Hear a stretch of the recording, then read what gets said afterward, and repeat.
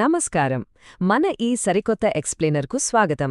రాబోయే 2026 ప్రిలిమ్స్ కోసం ప్రపంచవ్యాప్తంగా మరియు మన భారతదేశంలో ఉన్న చమురు, సహజవాయువు క్షేత్రాలపై ఒక పవర్ఫుల్ రివిజన్ మాస్టర్ క్లాస్ను ఇక్కడ మనం చూడబోతున్నాం. ఈ టాపిక్ మీద మీకిప్పటికే మంచి గ్రిప్ ఉందన్న ఉద్దేశంతో బేసిక్స్ దగ్గర అస్సలు టైం వేస్ట్ చేయకుండా నేరుగా అసలు విషయంలోకి దూకేద్దాం, రైట్? ముందుగా మన ఎజెండా ఏంటంటే ఇదే ఈరోజు మన సిలబస్.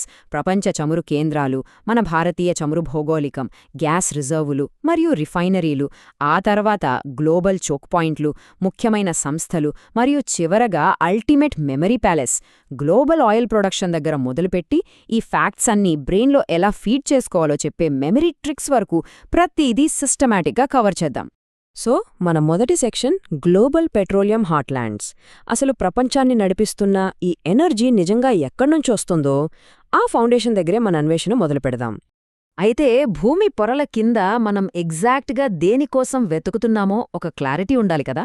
ఒక ఆయిల్ ఫీల్డ్ లేదా చమురు క్షేత్రం అంటే అవక్షేపణ శిలల మధ్య, అంటే ఆ సెడిమెంటరీ రాక్స్ రంధ్రాల్లో చిక్కుకుపోయున్న పెట్రోలియం నిల్వల భూగర్భ ప్రాంతం. ఇవే కదా ఈ మొత్తం ప్రపంచ ఆర్థిక వ్యవస్థను పరిగెత్తిస్తున్నది. ఇక్కడ నిజంగా అమేజింగ్ అనిపించే విషయం ఒకటుంది. ఈ వనరులు ఏర్పడటానికి ప్రకృతి లక్షలాది సంవత్సరాలు తీసుకుంది కదా. దాన్ని గుర్తుపెట్టుకోవడానికి హాట్స్ అనే ఈ చిన్న నిమోనిక్ భలే పనిచేస్తుంది. హెచ్ అంటే ఆర్గానిక్ మ్యాటర్ నుంచి వచ్చే హైడ్రోకార్బన్స్, ఓ అంటే భూమిలో కూరుకుపోయిన ఆర్గానిక్ లేదా సేంద్రియ అవశేషాలు, టీ అంటే లక్షలాది ఏళ్లుగా ఉన్న టెంపరేచర్ అండ్ ప్రెషర్, చివరుగా ఎస్ అంటే సెడిమెంటరీ శిలలు. ఈ హాట్స్ ఫార్ములా ఉంటేనే పెట్రోలియం తయారవుతుంది. ఇక ఇవి పశ్చిమ ఆసియాలోని గ్లోబల్ ఆయిల్ హాట్ల్యాండ్స్ను పర్ఫెక్ట్గా చూపిస్తున్నాయి. ఇవి చాలా ఇంపార్టెంట్. ఈ భారీ చమురు క్షేత్రాలను ఎగ్జామ్లో కన్ఫ్యూజ్ అవ్వకుండా ఉండటానికి ఒక చిన్న ట్రిక్ ఉంది. సౌదీ అరేబియా కోసం స అంటే ఘవార్ మరియు సఫానియా, అలాగే కువైట్ కోసం కు అంటే బుర్గాన్ అని మైండ్లో పెట్టుకోండి. వీటితో పాటు ఇరాక్లోని కిర్కుక్, రుమైలా మరియు ఇరాన్లోని ఎహ్వాజ్, మారూన్ పేర్లు కూడా నోటెడ్ అయ్యుండాలి. గ్లోబల్ ఎగ్జామ్ పాయింట్ ఆఫ్ వ్యూలో ఈ ముఖ్యాంశాలను ఎటువంటి బయాస్ లేకుండా తటస్థంగా అర్థం చేసుకోవడం కూడా చాలా అవసరం. కాస్పియన్ సముద్రం దగ్గర అజర్బైజాన్లోని బాకు ప్రాంతానికి ఎంత పెద్ద హిస్టరీ ఉందో మనకు తెలుసు. అదే సమయంలో కెనడాలోని ఆల్బర్టా అన్కన్వెన్షనల్ ఆయిల్ శాండ్స్కు ఫేమస్.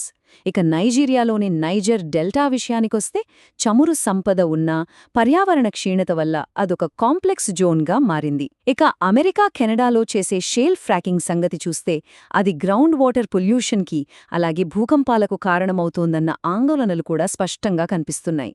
సరే, సెక్షన్ 2 ఇండియాస్ పెట్రోలియం జియోగ్రఫీ. ఇదంతా మన భారతదేశపు దేశీయ శక్తి ముఖచిత్రంగా ఎలా మారుతుందో ఇప్పుడు మనం చూద్దాం. మన దగ్గర ఈ నిల్వలు ఎలా విస్తరించి ఉన్నాయో తెలుసుకుందాం. డిగ్ బాయ్ డిగ్. అబ్బా, ఈ చారిత్రకమైన వాక్యం ఎంతో ఆసక్తికరంగా ఉంటుంది కదా.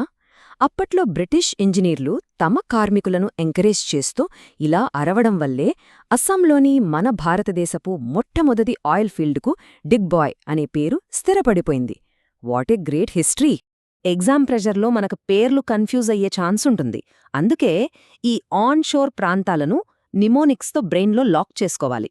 అస్సాంలోని డిగ్ బాయ్, నహర్కటియా, మోరాన్ ఈ మూడింటిని డినామో లేదా డైనమోలాగా గుర్తుపెట్టుకోండి. అలాగే గుజరాత్ అనగానే Ankleshwar, Kalol, so AK in Gujarat అని గుర్తుంచుకోండి. ఇకపోతే రీసెంట్ టైమ్స్లో వెలుగులోకి వచ్చిన రాజస్థాన్లోని బార్మర్ బేసిన్, ఇది చాలా ముఖ్యమైన ఆధునిక ఆవిష్కరణ. ఇక్కడ మనం ఒక ముఖ్యమైన వ్యత్యాసాన్ని గమనించాలి. డిగ్ బాయ్ లాంటి ల్యాండ్ బేస్డ్ ఆన్షోర్ తవ్వకాలకి ముంబై హై లాంటి డీప్ సీ ఆపరేషన్స్కి చాలా తేడా ఉంది. సముద్ర గర్భంలో తవ్వకాలు జరిపే ఆఫ్షోర్ డ్రిల్లింగ్ ప్రాసెస్ టెక్నికల్గా ఎంతో కాంప్లెక్స్, అలాగే చాలా ఎక్స్పెన్సివ్ కూడా. ఈ రెండింటి మధ్య డిఫరెన్స్ ఎప్పుడూ మైండ్లో ఉండాలి. ఇప్పుడు section 3 gas reserves and refineries. ఇక్కడ ఒక చిన్న క్లారిటీ కావాలి. ద్రవ రూపంలో ఉండే పెట్రోలియం వేరు, సహజ వాయువు నిల్వలు వేరు. ఈ రెండింటినీ మనం చాలా కేర్ఫుల్గా ఐడెంటిఫై చేయాల్సుంటుంది. ఎగ్జామ్స్లో తరచుగా పడే ట్రాప్ ఒకటుంది. ఎగ్జామినర్స్ చమురును, న్యాచురల్ గ్యాస్ను మిక్స్ చేసి కన్ఫ్యూజ్ చేస్తుంటారు. కాబట్టి జాగ్రత్త.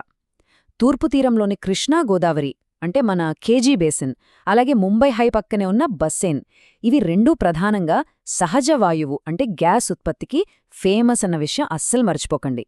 ఇంకో పాయింట్, రాణిగంజ్, ఝరియా, బొకారో ప్రాంతాల్లో దొరికేది కోల్ బెడ్ మీథేన్. దయచేసి దీన్ని షేల్ గ్యాస్ అనుకోవద్దు. That's a big catch. ఇంత భారీ శక్తి వనరులను భద్రపరచడానికి మన దేశం 26 సెడిమెంటరీ బేసిన్లపై ఆధారపడింది. ఎమర్జెన్సీ టైమ్స్ కోసం రిజర్వ్ చేసుకునే వ్యూహాత్మక చమురు నిల్వలు అంటే ఎస్పీఆర్లను సింపుల్గా వీమాపా అని గుర్తుంచుకోవచ్చు. వి అంటే విశాఖపట్నం, మా అంటే మంగళూరు, పా అంటే పదూర్. వీటికి తోడు గుజరాత్లో ఉన్న జామ్నగర్ లాంటి అతి పెద్ద రిఫైనరీలో మన దేశానికి గ్లోబల్ స్థాయిలో అండగా నిలుస్తున్నాయి. Right. Section 4 choke points and global organisations. ఇంత కష్టపడి తీసిన ఎనర్జీ ప్రపంచమంతా ఫిజికల్గా ఒకచోట నుండి ఇంకో చోటికి ఎలా ట్రాన్స్పోర్ట్ అవుతుంది అన్న జియోపొలిటికల్ లాజిస్టిక్స్లోకి ఇప్పుడు ఎంటర్ అవుదాం. గ్లోబల్ ఎనర్జీ ట్రాన్స్పోర్ట్లో ఎదురయ్యే ప్రధాన అడ్డంకులు, బాటిల్ నెక్స్ ఏంటో ఇక్కడ పర్ఫెక్ట్గా అర్థమవుతుంది. అన్నింటికన్నా most critical petroleum choke point strait of Hormuz.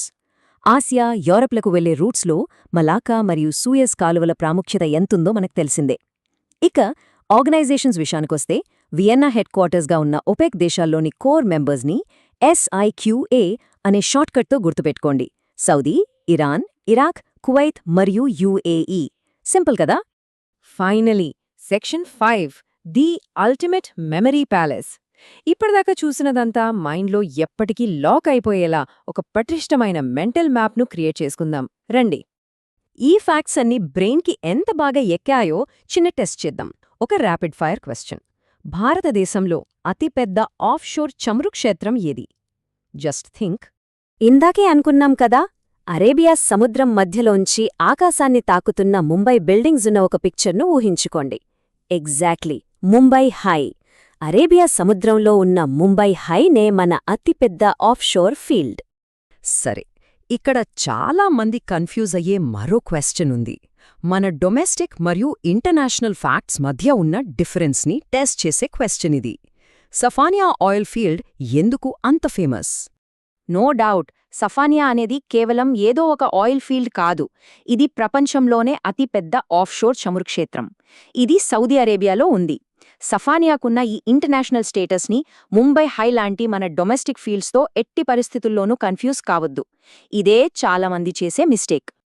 So ఈ ఫ్యాక్ట్స్ అన్నీ ఎప్పటికీ గుర్తుండాలంటే రోజూ మీ మైండ్లో ఈ 3 స్టెప్ సూపర్ మెమరీ ప్యాలెస్లోకి వెళ్ళి రావాలి. వినడానికి కొంచెం ఫన్నీగా ఉన్నా ఇది 100% వర్కౌట్ అవుతుంది. ఫస్ట్ స్టెప్, సఫానియా సముద్రంలో భారీ ఘవార్ రాజు ఉన్నట్లు సౌదీ అరేబియాను ఊహించుకోండి.